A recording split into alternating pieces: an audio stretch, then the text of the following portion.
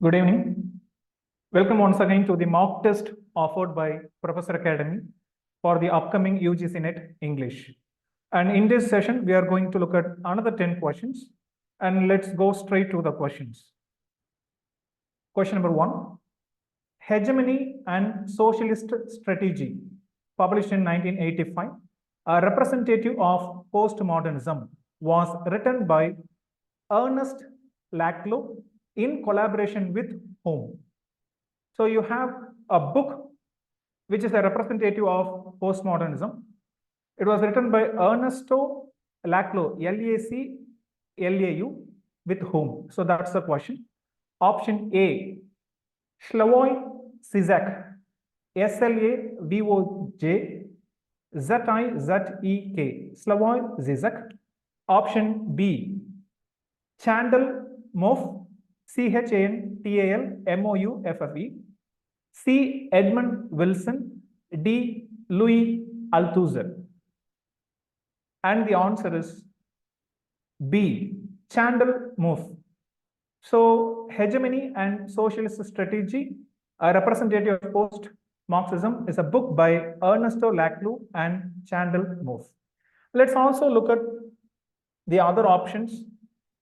So, we have Slavoj Zizek, another Marxist, and his famous book, Looking Avery, A-W-R-Y.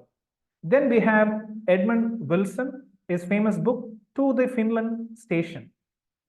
Then we have Louis Althusser. This is his memoir, The Future Lost Forever. But when we say Louis Althusser, he is known for two famous concepts, ISA and RSA. ISA and RSA, these are the two famous concepts. Ideological state apparatus, ISA. So let me know in the comments what is the full form of RSA. We'll go to the next question. Which of the following statements is not supported by structuralist critics? Option A, language is a system of name giving to a world that already exists. B, language is a statement through which we create the world. C, language is a system of semiotic differences. D, language is integral to how the world exists. See, there are four statements. One of the statements is not supported by structuralist critics. So you have to find out the statement. At least you can eliminate, or there are two statements which seem, the same. And when we say structuralism, who are the major critics associated with structuralism? Think of them. So you have Swiss linguist Ferdinand de Saussure. So think of him and his understanding of language and semiology, study of science.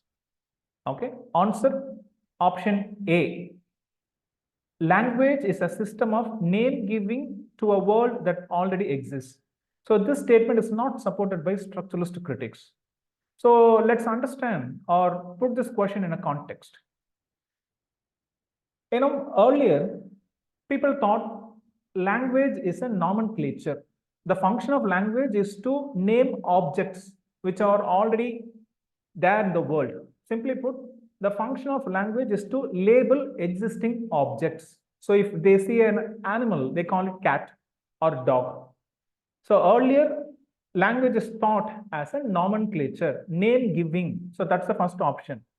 A system of name giving to a world that already exists. But structuralists saw language in a different way. For them, language is constitutive. C-O-N-S-T-I-T-U-T-I-V-E.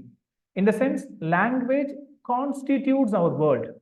It is through language we understand the world. It is through language we understand the meaning of objects.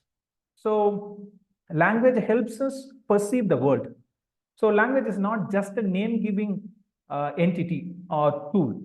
So this is the understanding of structuralist critics. So what you can do, you can read about structuralism in detail and the major critics associated with structuralism. We have already discussed one. We have Ferdinand de Saussure. Third question. The idea of the death of the author is rooted in the new critical concept of option A, tension, B, pseudo statement, C, the intentional fallacy, D, the affective fallacy. See, all the concepts given here are associated with new criticism. You should know the structuralist. Then he became a structuralist. The idea of the author, or I would say the idea of the death of the author. So there was an essay called The Death of the Author. It was written by Roland Barthes. So now the question is, the idea of the death of the author is rooted in. This idea is already there in a concept. Which concept? Concept C, the intentional fallacy. And let's also look at the other options. The term tension was by Alan Tate. So according to him, any poem should have tension, in the sense there should be a tension between literal meaning and figurative meaning. It is that tension makes that poem unique. Then we have I.A. Richards, whose concept pseudo statements. He said, in science, people make statements which is either true or false. But when it comes to literature or poetry, we make pseudo statements. Statements made for conveying emotions, not truth. Then we have two concepts here, the intentional fallacy and the affective fallacy.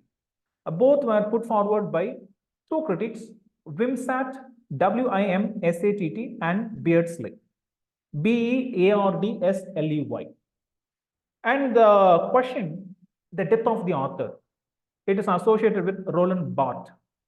Roland Barthes said, you need not bother about the intention of the author when you look for meaning in a text. So you have to kill the author so that that will lead to the birth of a reader. Almost the same idea is there in Wimsatt and Beardsley's concept called the intentional fallacy. So intentional fallacy is the wrong approach to analyze a literary work based on the intention of the author. Simply put, you should not analyze a work based on intention of the author. So that is the idea, right? And the term affective fallacy was also introduced by Wimsatt and Beardsley. According to them, it is also a wrong approach to analyze a literary work based on the responses of readers or audience. Okay, so we'll move on to the next question. Which of the following terms was first coined by Jean Moreas, Jean Moreas, Moreas, in an article in Le Figaro, Figaro, in 1886? Option A, Dadaism, Dadaism, then B, symbolism, C, surrealism, D, existentialism. And the answer is B, symbolism. The term symbolism was coined by Jean Moreas. What you can do next? You can read about the other literary movements or philosophical movements. So you have Dadaism, surrealism, and existentialism. And when we say symbolism, it is associated with French literature generally. And we have French symbolist poets, Paul Verlaine, Verlaine, then Arthur Rimbaud, Rimbaud, then Stephen Mallarmé, Mallarme. But one who represents this movement, symbolism, we want someone who is a representative, then we have Charles Baudelaire, Baudelaire, and his famous poetry collection, Les Fleurs du Mal, Lesfleurus Mal, Les Fleurs du Mal, is translated as the flowers of evil. So this is considered his masterpiece, and also a representative work of symbolism or symbolist movement. Next question. Who said negritude is the negation of black man. Option A, Aimé Césaire, Cesaire. Then Leopold Senghor, Senghor. Then C, Leon Damas, Damas. Then D, Jean-Paul Sartre, Sartre. Answer D, Jean-Paul Sartre, an existentialist philosopher. He said negative is the negation of black man. But all the other three options are important. Negritude was a movement, very famous movement, which celebrated Negroness or black culture, right? And the term was coined by Aimé Césaire, who first used this term in Notebook of a Return to Native Land in 1939. Then we have Leopold Senghor, who became the first president of Senegal. Then we have Leon Damas from French Guyana. So these three activists and writers are associated with this movement called negritude. Next question. See, this question is a bit different. So you have 4 plays. Play 1, 6 characters in search of an author. Play 2, offending the audience. Play 3, Henry IV. Play 4, Under Milkwood. Then we have the question. Choose the right code that points out the plays written by the Italian writer Luigi Pirandello, Luigi Pirandello. See, there are 4 plays. So you have to find out the 2 plays by Luigi Pirandello. So these are the codes. So you have option A, play 1 and play 3. In the sense, 6 characters in search of an author and Henry IV. Option B, play 1 and play 4. 6 characters in search of an author and Under Milkwood. Option C, play 2 and play 3. Offending the audience, Henry IV. Or option D, play 2 and play 4. Offending the audience and Under Milkwood. If you are familiar with one of the text, I think definitely you can eliminate certain options. So answer option A, play 1 and play 3. In a sense, 6 characters in search of an author and Henry IV. These are the 2 plays by the Italian writer Luigi Pirandello. Other plays, so you have Offending the Audience is by an Austrian dramatist, Peter Handke, Handke. Then you have a radio play, Under Milkwood, by Welsh poet Dylan Thomas. Next question. Choose the wrongly matched playwright-play pair. This question is from Indian literature. These days we get a lot of questions from Indian literature. So this is from Indian drama. You have option A, Abhishek Majumdar, the Jinns of Eidgah. B, Polly Sengupta, Cotton 56, Polyester 84. C, Indra Parthasarathi, The Legend of Nandan. D, Nizam Ezekiel, Song of Deprivation. So in this combination, playwright-play, we have only one wrongly matched pair. The answer is B, Polly Sengupta, Cotton 56, Polyester 84. All the other pairs are right. So you have Abhishek Majumdar, who wrote the Jinn, D-J-I-N-N-S, the Jinns of Eidgah, E-I-D-G-H. Then we have Indra Parthasarathi, The Legend of Nandan. Nizam Ezekiel, Song of Deprivation. And we have Polly Sengupta, P-O-L-I-E Sengupta. She wrote Mangalam, which is her famous play. Then we have Ramu Ramanathan. He was the one who wrote Cotton 56, Polyester 84. He is also known for his another play, Comrade Kumbhakarna.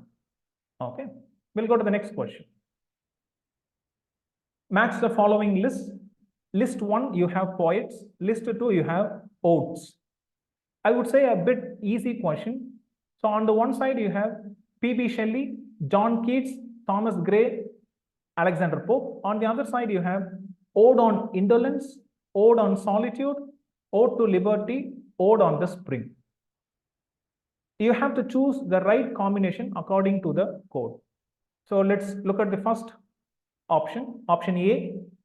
So this is the combination. So you have P.B. Shelley, Ode on the Spring, 1, 4. Then 2, John Keats, Ode to Liberty. Then 3, Thomas Gray, Ode on Solitude.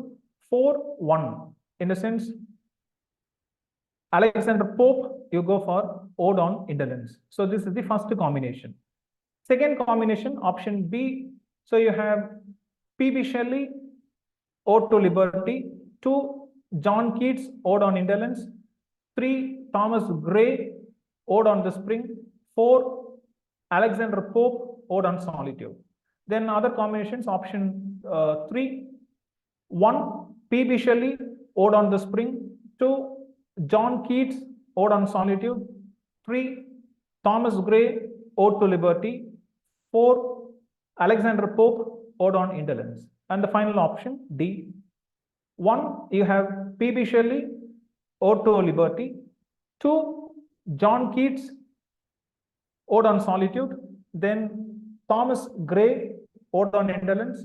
4, Alexander Pope, Ode on the Spring. Answer B. So in the sense, P.B. Shelley wrote Ode to Liberty. Keats is known for his 19 odes. So how many odes are there? When we say 19 odes by Keats. So you have here John Keats, Ode on Indolence. Then Thomas Gray, third one, Thomas Gray, you have Ode on the Spring. Then finally, Alexander Pope, you have Ode on Solitude. Next question. Whose concept means enjoyment and represents pleasure beyond limits? So we have 4 concepts. Which concepts means enjoyment or pleasure beyond limits? Option A, Julia Christopher's Abjection, Abjection. B, Jacques Lacan's Jouissance, Jouissance. Roland Barthes' Plaisir, Plaisir. Sigmund Freud's Fetish, Fetish. The answer is B, Jacques Lacan's Jouissance, Jouissance. So he was the one who introduced this term, which means enjoyment or pleasure beyond limits. Kind of, you reach the height of enjoyment. And it's associated with a bit sensual kind of orgasm or sexual pleasure. This, this term was later used by Roland Barthes. Roland Barthes' famous book, The Pleasure of the Text, in which he says, when you read readerly text, even the terms readerly text and writerly text were coined by Roland Barthes. According to him, readerly text is a text where readers receive the text passively. On the other hand, we have writerly text where readers are forced to participate actively in the text or with the text. Okay. So here, passive consumption of text, readerly text, writerly text, active participation of the audience with the text. So when we read readerly text, the pleasure you derive out of the text is pleasure.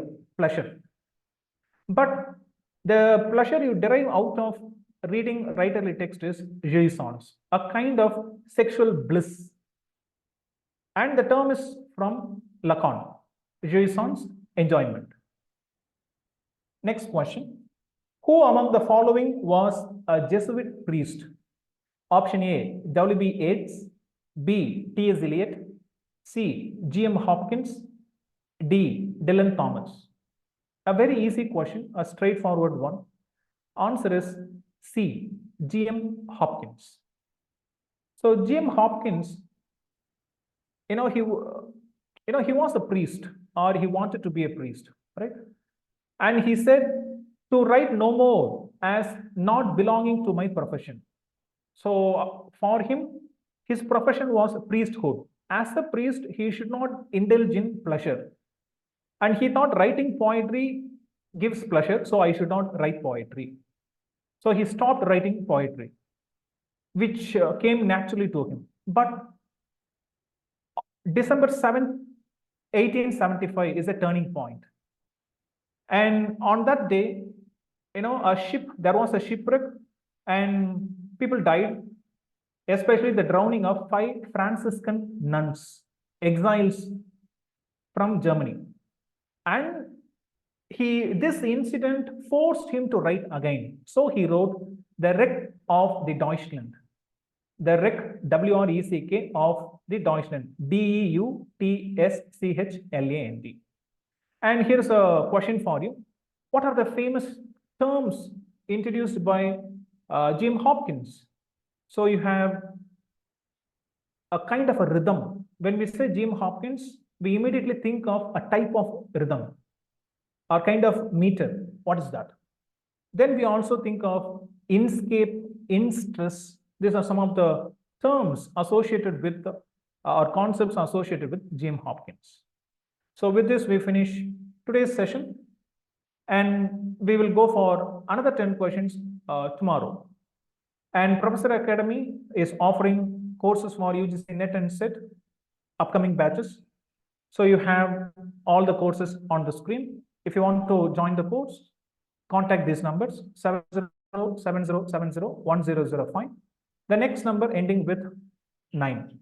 Thank you so much.